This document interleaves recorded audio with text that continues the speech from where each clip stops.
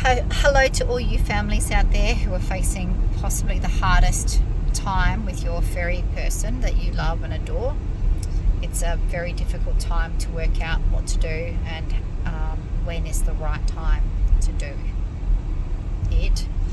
And I can really relate. I wanted to quickly cover for you how I worked out for myself when it's a good time or a good time, because it's never a good time. If you ask me, I'd probably say never, but according to the needs of our furry family, there is a better time than not.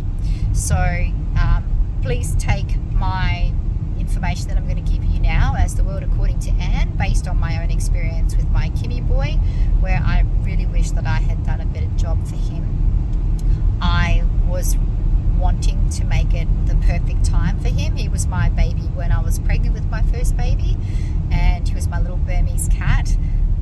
So I just couldn't imagine him not being around. And I kept doubting myself, despite having a vet degree and all the numbers that went with it, all the lab reports were there. I just kept doubting myself, and I kept thinking, well, what if he has a really good day tomorrow?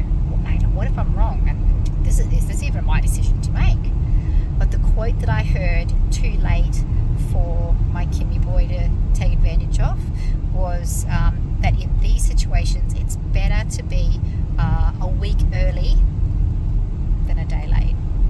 And I think if I was honest with myself, my boy was probably a week late. It was like the lights were on but no one was home, and I really wish that I could just have held him and had him feel loved and adored and kissed as he was falling asleep, feeling good in his body. I wish I could have done that for him, but I didn't. And he died alone. And I don't know if he was in distress of any kind, but I wish I had done it better for him. So when I look back, I can't make it right for Kimmy, but I can use that experience to make it better for others. Okay, and I had a vet degree at the time. Okay, so this is not an easy thing to do. Logic and emotion, helpful. So how do we do this? Okay, number one, it's not about getting the time perfect like I thought. It's really about finding that point where the decline is starting as much as we possibly can, and to give them the opportunity to just fall asleep feeling good in their bodies and feeling loved and peaceful, while they can preferably still eat, but also while they still have a little bit of their sparkle before they feel really bad. Okay, so how do we work that out? Well, at our house we call it the still eating and 3 spunkies rule. So let me just reiterate what that is. Still eating means exactly that. We don't want them to stop eating as much as we possibly can. We like to have them still want to eat so that they're not feeling too poorly or in too much discomfort. Okay, and the 3 spunkies are, what are the things that make them who they are, like give them their character. Okay, so for example, with Kimmy, he had this sassiness about him. Like, so I swear, this cat, he had a wristwatch. He knew when it was 5 o'clock, and he would stand there in the kitchen and stare at you and go, excuse me, where's my afternoon biscuits? And his sassiness would be like, he'd be very demanding about it. He'd yowl and almost stomp his foot in impatience. That was one of the characteristics of Kimmy. When it was his time, he still ate a little bit. It was still kind of there with the food, but that sass, it was less than 50%.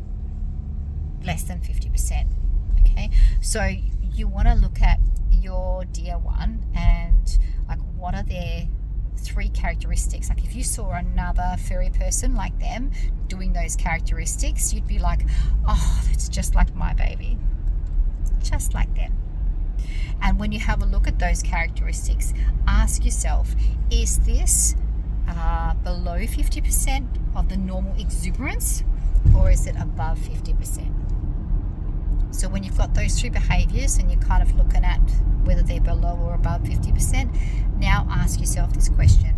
It's a good time to call me when maybe there's just one left and the other two are sort of like drifted off and they're still eating.